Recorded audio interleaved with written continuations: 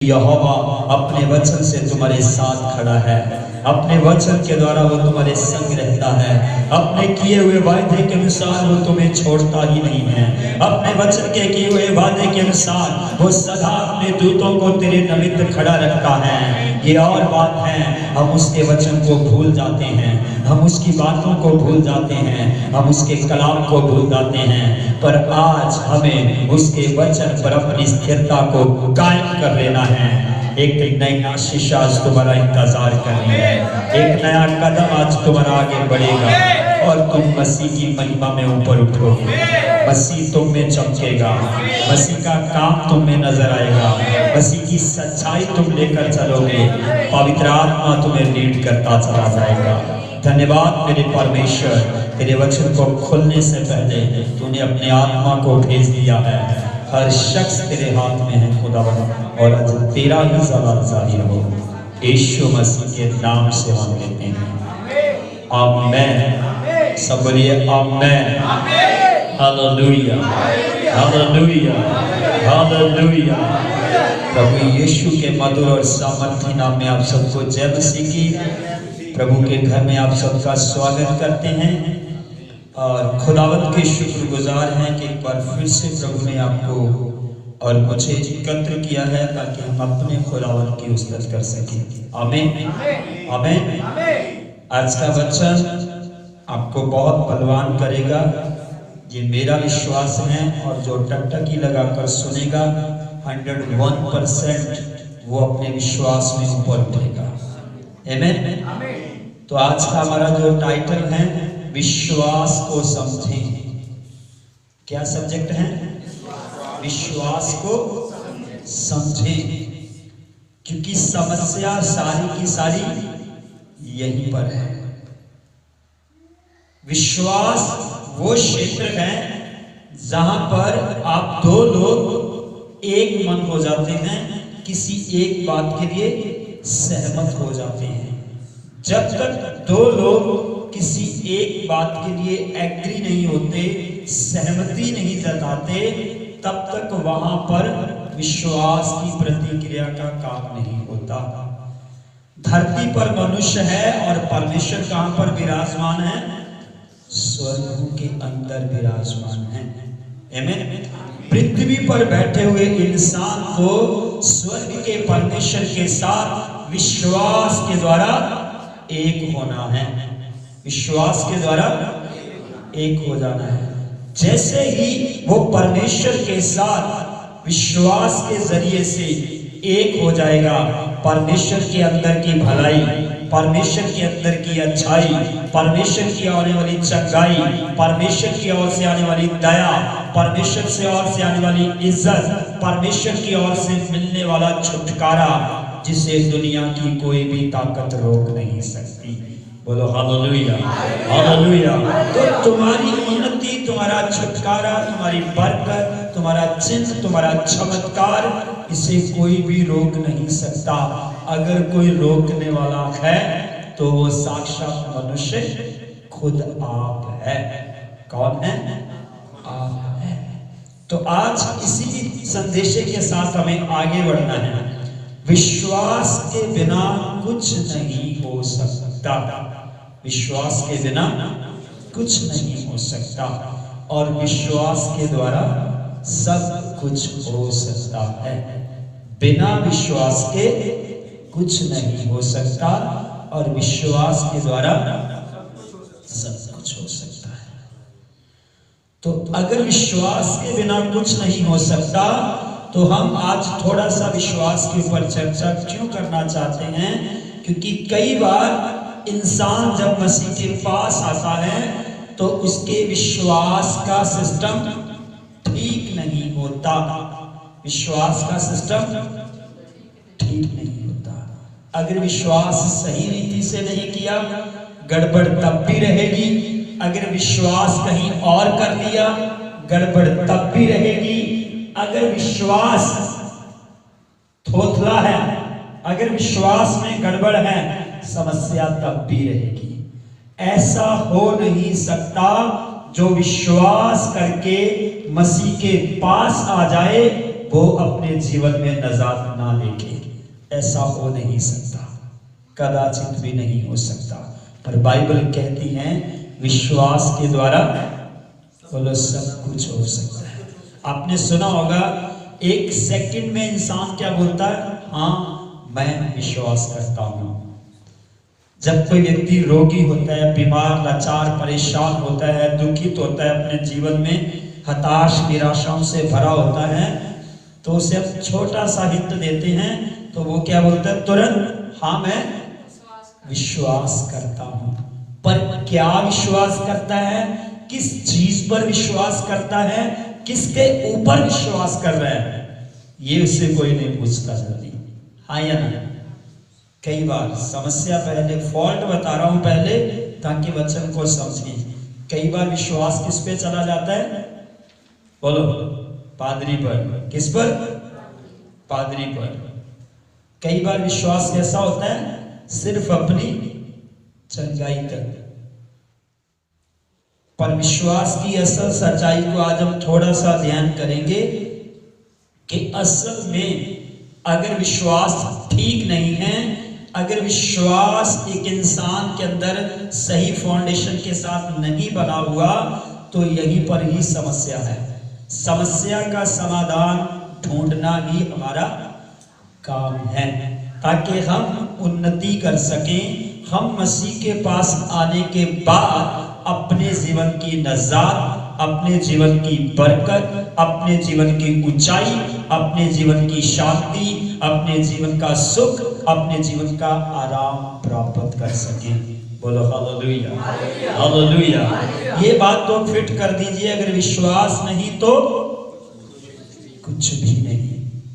मैं बताने जा रहा हूं, जो लोग मसीह पर विश्वास नहीं करते थे, जिन लोगों ने परमेश्वर के पुत्र पर विश्वास नहीं किया कि वो परमेश्वर की ओर से आया है, वो परमेश्वर का इकलौता पुत्र है, उसी के द्वारा पापों की क्षमा है, जिन लोगों ने ये विश्वास नहीं किया, उनमें से वही लोग थे जिन्होंने उसको क्रूस पर लटका कर मार दिया था।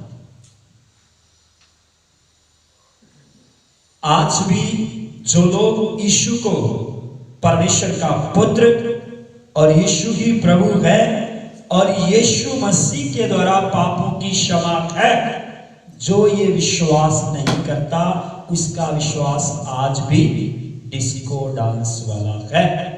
तो डिस्को डांस वाला विश्वास कभी भी अपने जीवन के अंदर नजात, छुटकारा, चंगाई, चिन्ह, चमत्कार कदापि देख नहीं सकता, कदापि नहीं। तो विचार करनी पड़ेगी, विश्वास किसके पास है। लोग किस पर विश्वास ले आते हैं तुरंत। बाइबल में लिखा है वो व्यक्ति लानती और शरापित है जिसका भरोसा मनुष्यों पर है। यदि कोई ये विश्वास करे कि यीशु मसीह परमेश्वर का पुत्र है, यदि कोई ये विश्वास करता है कि यीशु ही प्रभु है, यदि कोई ये विश्वास करता है कि यीशु मसीह के द्वारा ही पापों की क्षमा है, तो ये है असल विश्वास। आमीन। इसके बाद में आप एक विश्वासी का सफर मसीह जिंदगी की शुरुआत करते हैं। आमीन, हालेलुया, हालेलुया। अगर विश्वास यही था कि मुझे ये चाहिए, मुझे ये चाहिए, पर आप उस विश्वास में उसको नहीं जान रहे जिसकी ओर से तुम्हारा नजात है, तुम्हारा चंगाई है, तुम्हारा छुटकारा है। आमीन। तो आइए जल्दी से आगे पढ़ने की कोशिश करेंगे, खुदावंत के वचन में चलेंगे, क्योंकि बाइबल इस प्रकार से कहती है कि हमें विश्वास पर ध्यान देना बहुत जरूरी है। इब्रानियों की पुस्तक 11 अध्याय 6 वचन, बिना विश्वास के कुछ नहीं हो सकता। बाइबल इस बात को सबूत कर रही है। तुरंत तुरंत पढ़ते जाएं। विश्वास तो बिना कोई मनुष्य भी परमेश्वर को प्रसन्न नहीं कर सकता, क्योंकि जो कोई भी परमेश्वर को आਉਂਦਾ है उस ਲਈ ਜ਼ਰੂਰੀ है कि ਉਹ विश्वास करे कि परमेश्वर है ਅਤੇ ਉਹ ਆਪਣੇ ਖੋਜਣ ਵਾਲਿਆਂ ਨੂੰ ਫਲ ਦਿੰਦਾ है। आमेन, हालेलुया। अब संत पौलुस इब्रानियों के खत में क्या लिखते हैं? बिना विश्वास के परमेश्वर को प्रसन्न करना बहुत कठिन है। और जो विश्वास करे वो क्या विश्वास करे? कि परमेश्वर है और वह अपने खोजने वाले को प्रतिफल देता है। और मैंने कहा यदि कोई परमेश्वर के साथ विश्वास करे तो उसे क्या करना पड़ेगा?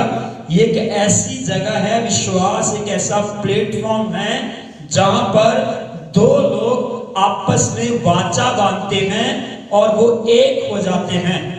फिर परमेश्वर की जो बातें हैं, परमेश्वर की जो आशीष है, परमेश्वर का जो छुटकारा है, वास्तव में वो इंसान के लिए रखा गया है।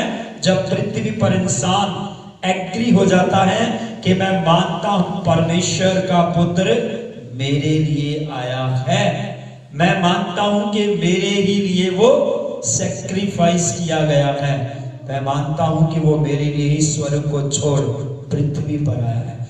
जब वो परमेश्वर के साथ इस बात के साथ एग्री होता है तो वो ये बात का सबूत जाहिर करता है कि वो परमेश्वर पर क्या कर रहा है?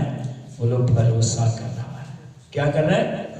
भरोसा कर रहा है। जिसने परमेश्वर की बात पर भरोसा कर लिया उसे कौन मिल गया? बोलो, उसका पुत्र मिल गया। आमीन। और पुत्र ने कहा जिसे मैं मिल गया हूं उसे पिता मिल गया है। हालेलुया। और जिसे पिता मिल गया हो, जिसे परमेश्वर मिल गया हो, क्या वो व्यक्ति अपने जीवन में तो ये बदल गए यीशु मसीह के नाम में। आमीन, हालेलुया, हालेलुया। पर आज इंसान का विश्वास क्या है? डगमगाने वाला है। कैसा विश्वास है? क्यों? क्योंकि विश्वास की फाउंडेशन सही नहीं जा रही। कितने इस बात पर भरोसा करते कि यीशु मसीह परमेश्वर का पुत्र है? कितने इस बात पर भरोसा करते कि यीशु मसीह के द्वारा ही पापों की क्षमा है? कितने ये विश्वास करते कि यीशु मसीह ही प्रभु है, यीशु मसीह ही प्रभु परमेश्वर है? आमीन। अब कितने उसकी बात पर ध्यान देते हैं? कितने उसकी बात पर कितने ध्यान देते हैं? उसने कहा सुसमाचार विश्वास करने वालों की सामर्थ्य है। आमीन, हालेलुया, हालेलुया। यदि आप इस बात पर विश्वास करते हैं तो आज एक पिक्चर मैं आपके सामने ले आना चाहता हूं। यीशु मसीह ने एक वचन में जब बातें साझा करी तो आइए खुदावंत के वचन में ये बात क्यों जरूरी है कि हम जाने कि आप उसे यीशु मसीह को उसका पुत्र करके जानते या नहीं। मरकुस की अंजील 16:16 के अंदर परमेश्वर का वचन लिखता है। 15 और 16 पढ़ दीजिए, जल्दी से पढ़ें। पढ़ने वालों को पन्ना जल्दी खोला करो। Thank you Jesus. मत्ती रचित सुसमाचार जी, मत्ती 16 का 15 और 16 जी, मत्ती।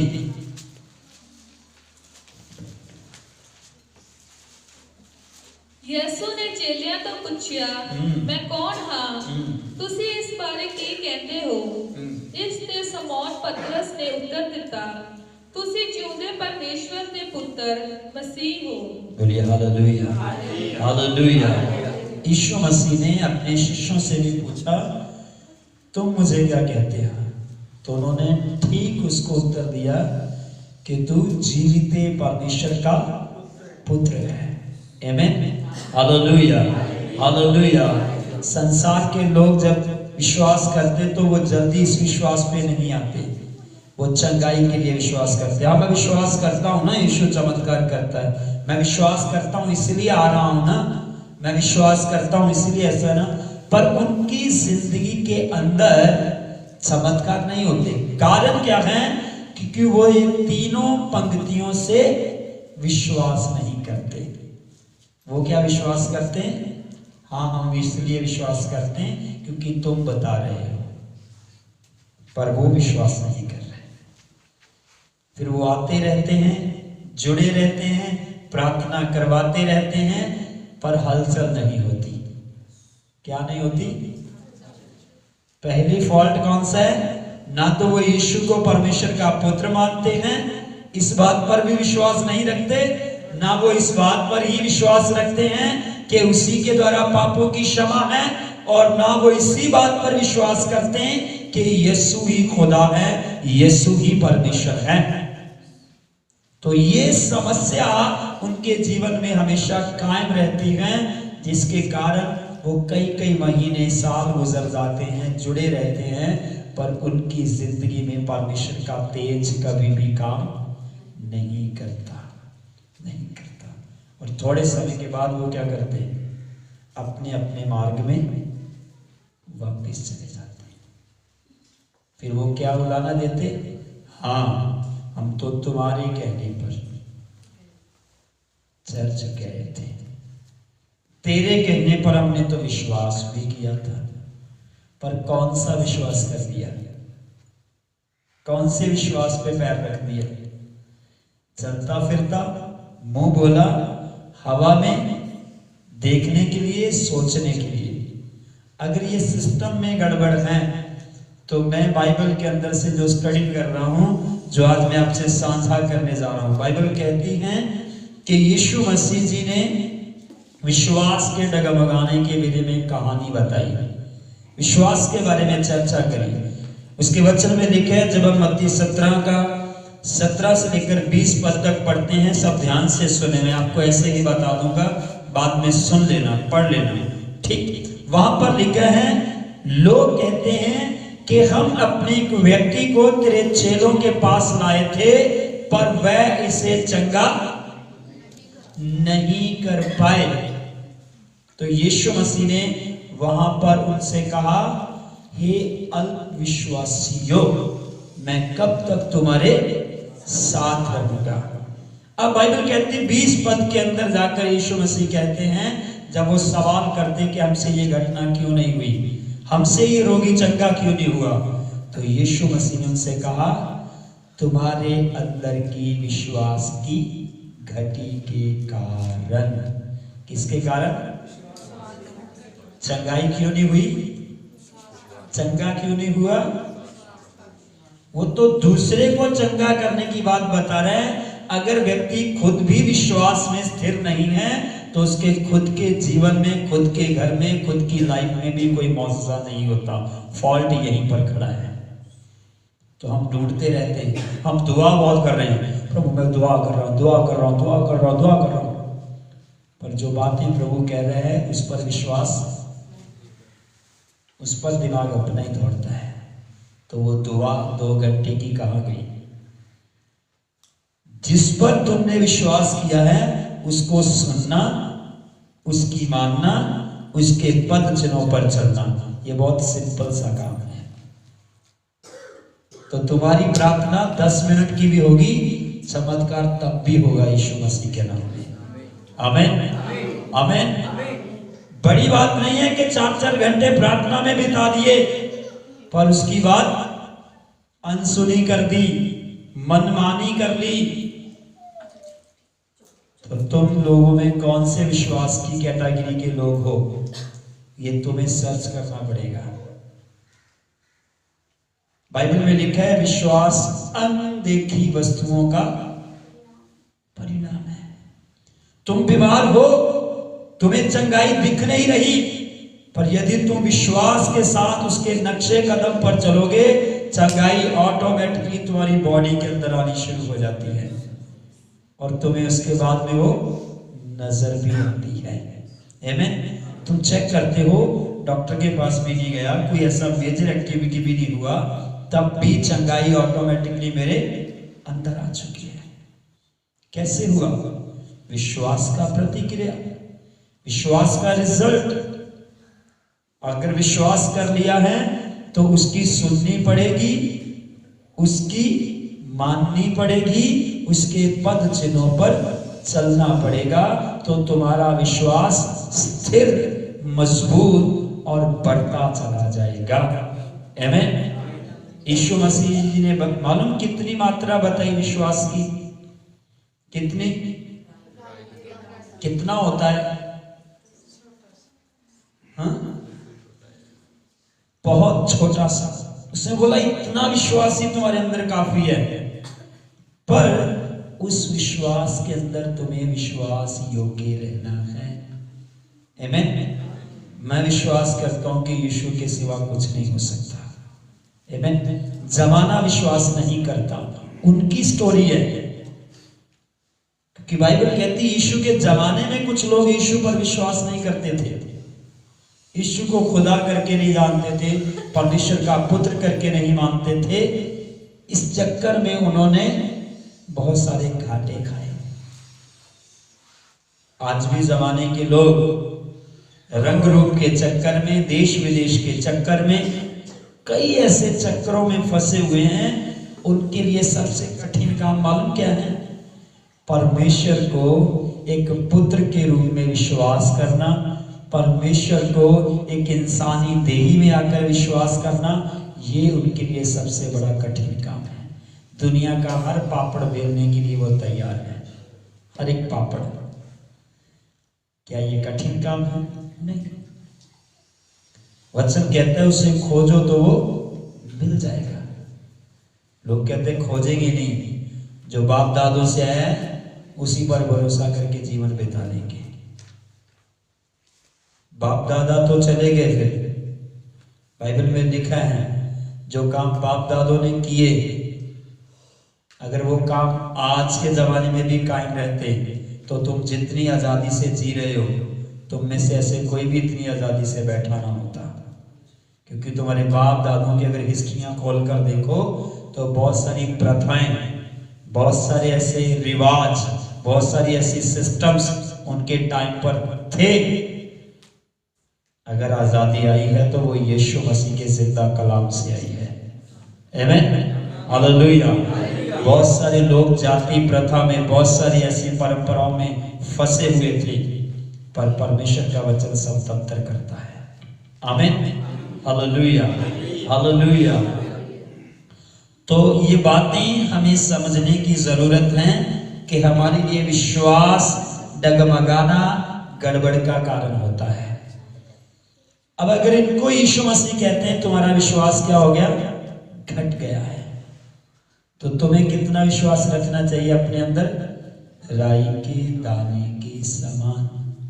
पर कौन सा विश्वास?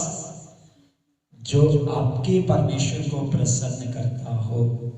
ऐसा मार्ग हमें लेना है जो मसीह हमें चाहता है। जब आप अकेले रहते हो, आप किसके साथ विश्वास योग्यता दिखाते हो? किसके साथ? जब आप कठिन जीवन से गुजर रहे होते हो, किसके साथ विश्वास योग्यता दिखाते हो? क्या मसीह के साथ विश्वास योग्यता दिखाते हैं? हेलो, दिखाते हैं? नहीं। हम उसके साथ भी क्या करते हैं? खेल कूद करते हैं।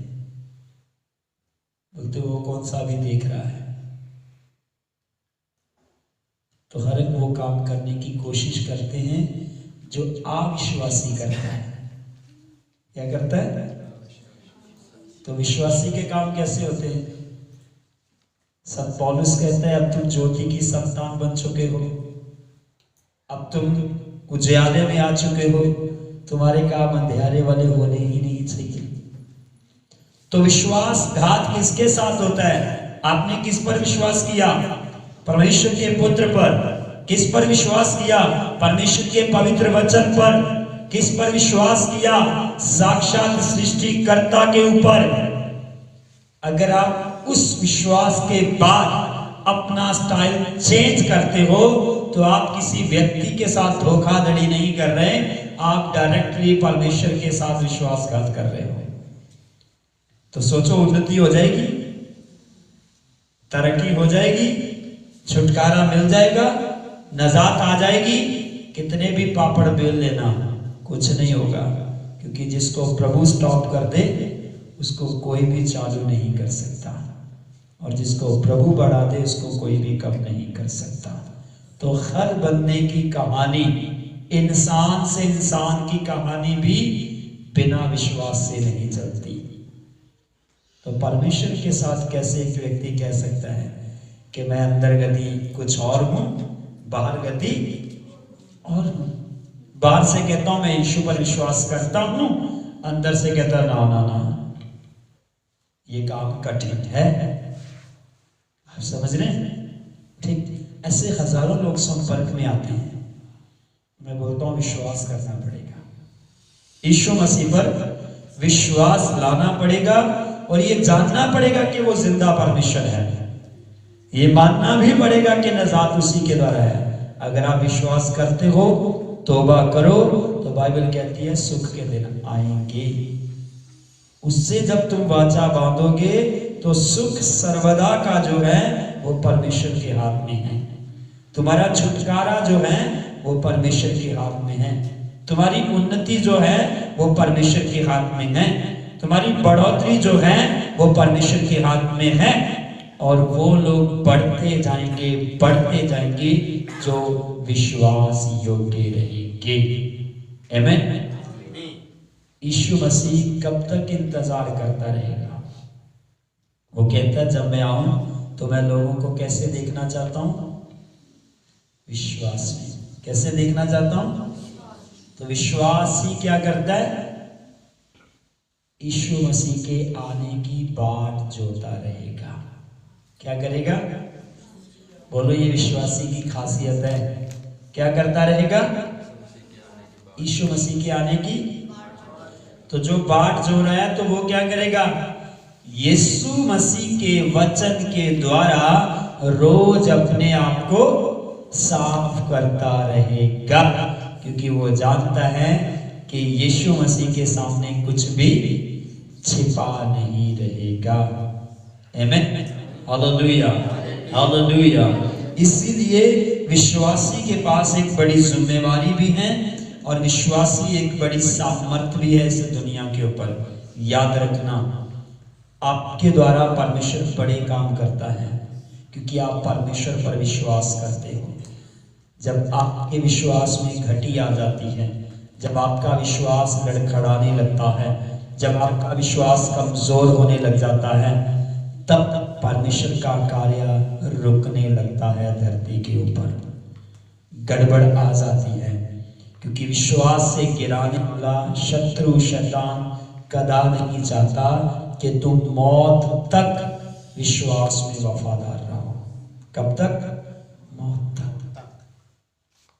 उसका काम रहेगा वो प्रतिदिन तुम्हारे सामने ऐसे ऐसे काम, ऐसे ऐसे रास्ते, ऐसे ऐसे दरवाजे बना देगा ताकि तुम विश्वास से हट जाओ और संसार और शरीर की कामों में फंस जाओ। वो जानता है कि विश्वास योग्य व्यक्ति को परमेश्वर क्या कुछ देने वाला है। आमीन। जब आप इब्रानियों की पुस्तक पढ़ते हैं तो हम वहां पर प्रतिफल देखते हैं। वहां पे अब्राहम की बात होती है, नूह की बात होती है और भी बहुत सारे नबियों की बात होती है कि उन्होंने परमेश्वर के साथ अपने विश्वास को दिखाया और परमेश्वर ने उनको बड़े प्रतिफल दिए। आमीन। हालेलुया। कोई और चीज खास नहीं थी। वो पृथ्वी पर थे और परमेश्वर स्वर्ग में था।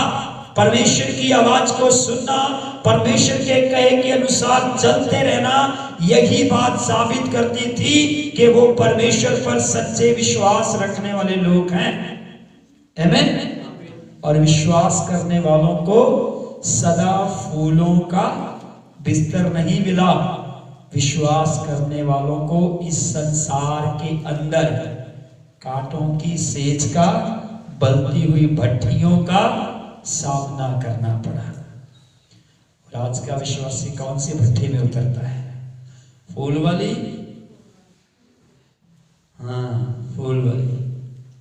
बोले प्रभु जी मैं तो तेरे ते भरोसा करता, सारे दुख मेरी चार्ज मेरे तेरे फिर दे। कहते थोड़ा सा आंखें बंद कर संसार की ओर ध्यान दे।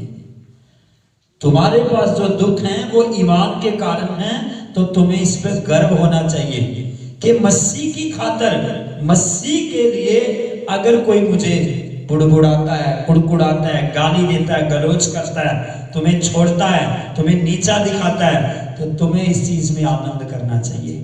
आमीन। Hallelujah, hallelujah. पर जब तुम विश्वास नहीं करते थे उसका दुख भी तुम चेक कर लो। ये दुख भारी नहीं है। संत पौलुस ने बहुत अच्छे से कहा है, वो कहता है मसीह के साथ विश्वास योग्य बने रहने के लिए मैंने बहुत सारे दुखों को उठाया है, मैंने बहुत सारी पीड़ाओं को सहन किया है। आज व्यक्ति कहता है मैं कौन हूं, विश्वासी हूं, पर वो अपनी ही बातों में विश्वास योग्य नहीं है। और परमेश्वर को क्या कहता है, अपने वचन के अनुसार मेरे लिए ऐसा कर। प्रभु कहता है मेरे वचन के अनुसार अपने पैर और अपना मन सीधा कर, तेरे लिए मौजज़ा जरूर होगा। आमीन। अब जो उसे करना है वो तैयार है, जो मुझे विश्वासी बनकर करना है, क्या मैं तैयार हूं? वो कहता है दाएं नहीं जाना, तो मैं किधर जाता हूं? बोलो, दाएं ही जाता हूं। वो कहता दाएं नहीं जाना, तो मैं किधर जाता हूं? दाएं जाता हूं। वो कहता बाएं नहीं जाना, तो मैं बाएं जाता हूं। वो कहता ना दाएं ना बाएं, आपकी सेहत को सीधा चल। मसीह का कलाम कहता है कि तुम्हें मेरे पीछे पीछे चलना है। अब मसीह का वचन, मसीह की बातें तुम्हें कुएं में नहीं गिराएगी। याद रखना, मसीह की शिक्षा तुम्हें संसार में लज्जित होने नहीं देगी। मसीह की शिक्षा तुम्हें स्वर्ग से नरक की ओर पहुंचने नहीं देगी।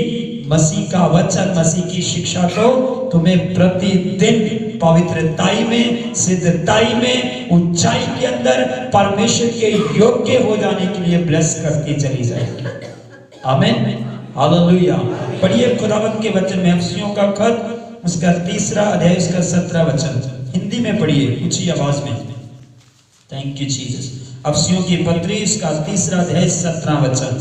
कोई दूसरा व्यक्ति खोल के रखे 2 कुरिन्थी 4 अध्याय 13 वचन। मैं परमेश्वर के अनुग्रह के उस दान के अनुसार जो उसकी सामर्थ के प्रभाव के अनुसार मुझे दिया गया, उस सुसमाचार का सेवक बना। आमीन। फिर से पढ़िए। मैं परमेश्वर के अनुग्रह के उस दान के अनुसार जो उसकी सामर्थ के प्रभाव के अनुसार मुझे दिया गया, उस सुसमाचार का सेवक बना। बोलिए हालेलुया। सुसमाचार के द्वारा क्या है? सामर्थ है। और बाइबल कहती, संत पौलुस कहता है तभी मैं उसका क्या बना? सेवक बना, तभी मैं उसका दास बना। संत पौलुस एक ऐसा व्यक्ति हुआ जिसने परमेश्वर को जब मुलाकात किया तो वचन कहता है उसके बारे में ऐसा लिखा गया, उस सेकंड के बाद, उस कुछ मिनटों के बाद वो परमेश्वर के अंदर ऐसा विश्वास में बढ़ा, ऐसा विश्वास में बढ़ा, लोगों की मार, लोगों की गालियां, लोगों की धमकियां, लोगों की कचहरियां, लोगों के कोर्ट उसको उसके विश्वास से हिला ही नहीं सके। इवन देन उसका खुद का शरीर, पानी से आए हुए सताव, भूख प्यास, जंगल उजाड़, ये सारी जगहें वो किस लिए झेल गया? क्योंकि वो यीशु पर विश्वास कर गया था। हालेलुया। उसने परमेश्वर को जान लिया था। उसका विश्वास का लेवल इतना बढ़ गया कि वो अपने जीवन की किसी भी बात में फेलियर नहीं हुआ। और वो दावा करता है परमेश्वर के सुसमाचार से मिली हुई उस सामर्थ के द्वारा ही तो मैं परमेश्वर का दास बना हूं। आमीन, हालेलुया। और मैं आपसे कहता हूं, मैं और आप विश्वास के द्वारा परमेश्वर की संतान बने हुए हैं। बोलो हालेलुया, हालेलुया। अब हम उसकी संतान हैं तो बच्चों को अपने बाप की बात का ध्यान रखना, अपने बाप की बात के ऊपर मनन करते रहना और बाप की बातों का आदर करना बहुत जरूरी है, क्योंकि हमें उसके पास वापस पहुंचना है। तो हमें किसमें कायम रहना है? विश्वास के अंदर कायम रहना है। हमें विश्वास में बने रहने की मजबूती कौन देगा? परमेश्वर का जिंदा कलाम। आमीन। हमें विश्वास में स्थिर कौन करेगा? परमेश्वर का वचन। हमें विश्वास में परिपक्व कौन करेगा? परमेश्वर का वचन। हमें विश्वास में बलवान कौन करेगा? परमेश्वर का वचन। किसी व्यक्ति की ओर ध्यान लगाओगे तो हो सकता है वो आपके विश्वास की दिशा ही बदल डाले। बोलेगा विश्वास किधर करो? मुझ पर करो। यस, अगर वो खुद ही नहीं रहा तो विश्वास किधर जाएगा? कहां जाएगा? फिर तो होगा आज इस पर विश्वास था, कल बोलो कल दूसरे पर। तो परमेश्वर कहता भरोसा मुझ पर रखना। आमीन, हालेलुया, हालेलुया। खुदावंत के वचन में एक वचन पढ़कर हम समाप्ति की ओर चले जाएंगे, आगे बढ़ेंगे। ठीक, परमेश्वर का वचन जब हम पढ़ते हैं तो हमें ये बात बहुत अच्छी रीति से समझनी जरूरी है कि हमें अपने विश्वास की राखी करनी है। क्या करनी है? राखी करनी है, रक्षा करनी है। क्यों? क्योंकि बाइबल कहती है विश्वास के द्वारा ही धर्मी जन जीवित रहेगा। किससे? विश्वास के द्वारा।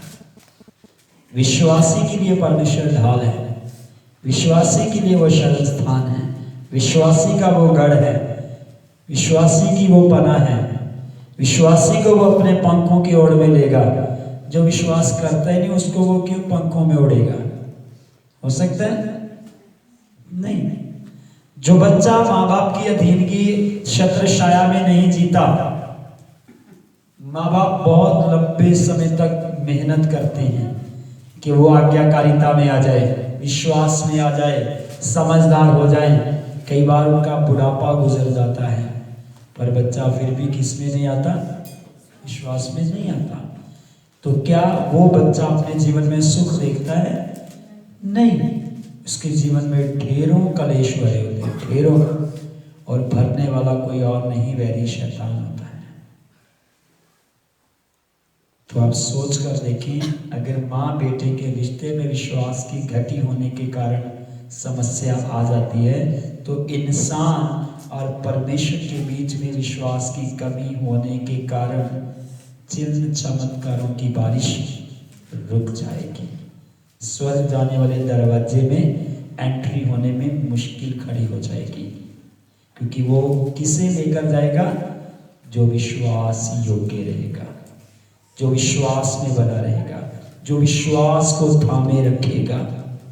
थोड़ी सी आंधी चलती है, थोड़ा सा तूफान आता है तो इंसान क्या करने लगता है? उसका विश्वास क्या होने लगता है? डगमगाने लगता है।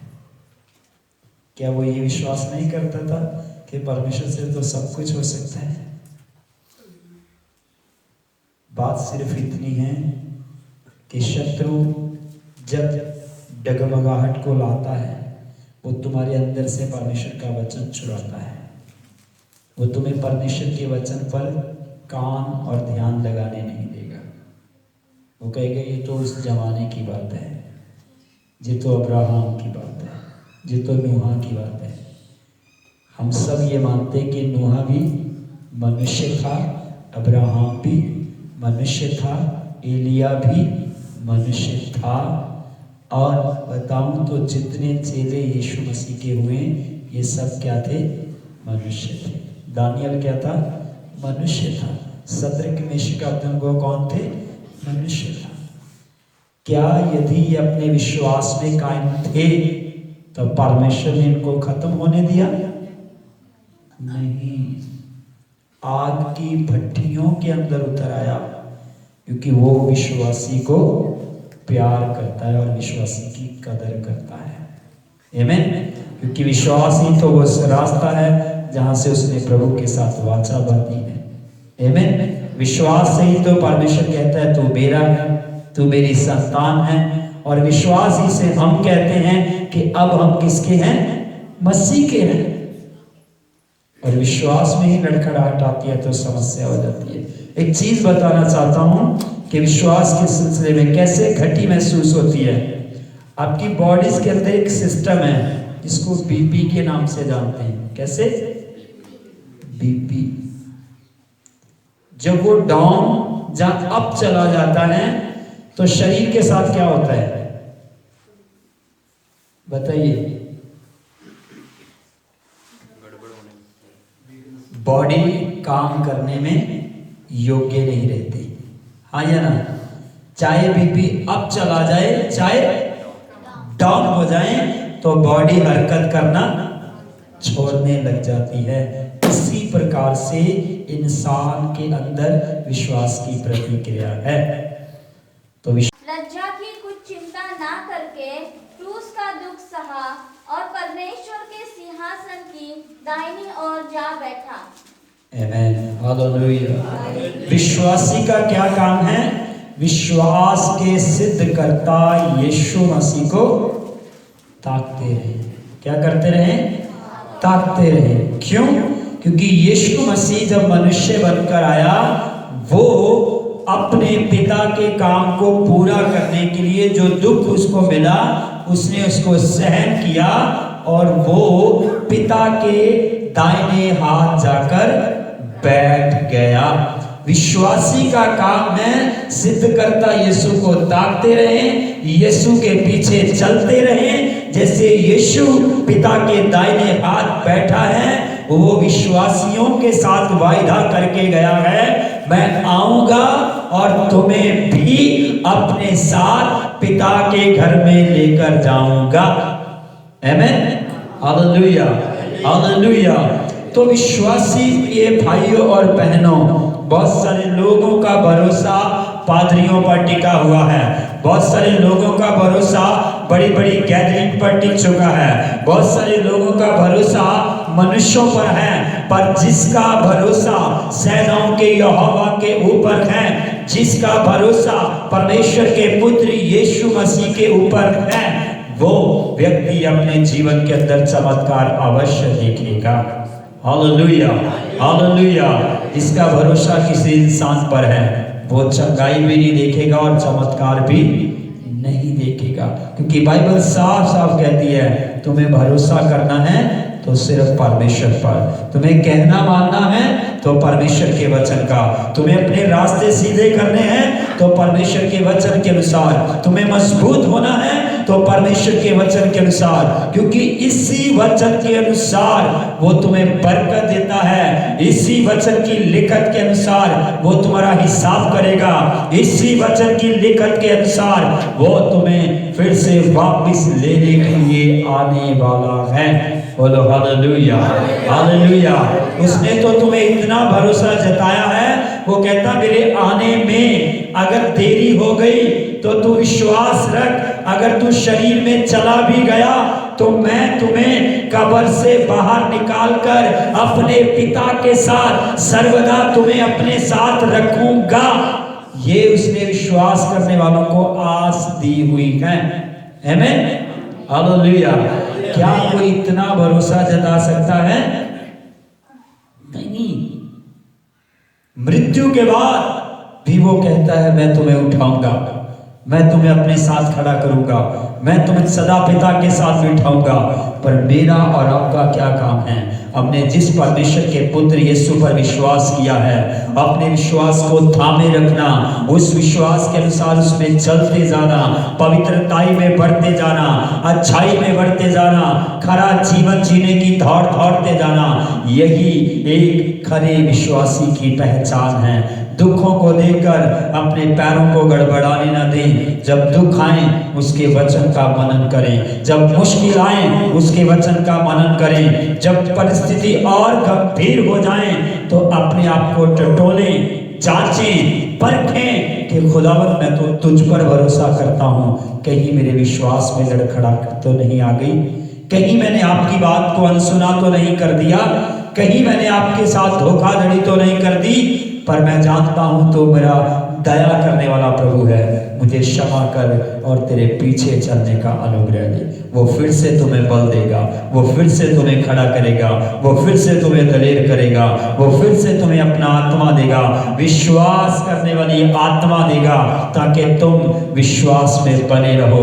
उसके आने के दिन तक, मृत्यु के आने के दिन तक जमाना तुम्हें कैसे भी चांस क्यों ना दे, अपने ईमान को बनाए रखें। आमीन, हालेलुया, हालेलुया।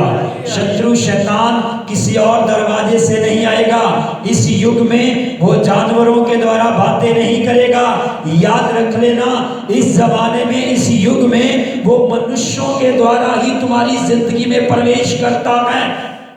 ये वो घड़ी नहीं है कि वो पहले आदम के समय में वो एक जानवर के द्वारा आकर मनुष्य को परमेश्वर के विरोध खड़ा करता है, विश्वासघात में ले जाता है। पर ये वो समय है, अब हजारों नहीं लाखों अरबों खरबों दुनिया अपनी अपनी विचारधारा से जीती है। कुछ इस वचन को मानते हैं, कुछ नहीं मानते हैं। ऐसे हजारों लोग हैं जो इसे नहीं मानते, वो तुम्हारी जिंदगी में दबाते हैं, तो वह विश्वास की धज्जियां उड़ा देते हैं। और अगर तुम्हारी जड़ें इसमें नहीं होती तो तुम्हारा विश्वास उखड़ जाता है। तुम तुरंत कहते हो हाँ, तुम कहते तो सही हो, पर ये जो कहता है वो सत्य है। Hallelujah, hallelujah. उस समय और कोई इंसान है ही नहीं था, वो दो ही लोग थे, तो जानवर बनाए गए थे। तो शत्रु शैतान ने अच्छे से काम किया, उसने बोला जो है इसको इस्तेमाल कर लेते हैं। वो आज भी ऐसे ही करता है, विश्वासी को गिराने के लिए उसके पास जो हथियार आता है वो उसी का इस्तेमाल कर लेता है। सवाल यही है, मैं विश्वास में हूँ, आप विश्वास में हो, अपने विश्वास को थामे रखें। आमीन। और जो तुम्हें नया बंधु मिले, नई बहन मिले, नया भाई मिले, उससे सबसे पहले कहना विश्वास से ही सब कुछ होगा। लोग भी कहते हैं सब कुछ किससे होता है, पर विश्वास किसके पर करना पड़ेगा? परमेश्वर के पुत्र यीशु मसीह पर विश्वास करना पड़ेगा। क्या विश्वास करना पड़ेगा? वो परमेश्वर भी है, वो पुत्र भी है, और उसी के द्वारा उद्धार है। आमीन। यदि तुम ये विश्वास करते हो तो तुम्हें मसीह के पद चिन्हों पर चलना पड़ेगा। तो अनंत जीवन तुम्हारा है, छुटकारा तुम्हारा है, चंगाई तुम्हारी है, उन्नति तुम्हारी है, शर्मिंदगी वो दूर करेगा, नजात वो बख्शेगा, और तुम्हें इस जहान में नहीं उस जहान में भी जिंदगी बख्शेगा। आमीन। आइए आंखें बंद करते हैं, सरों को झुका लीजिए।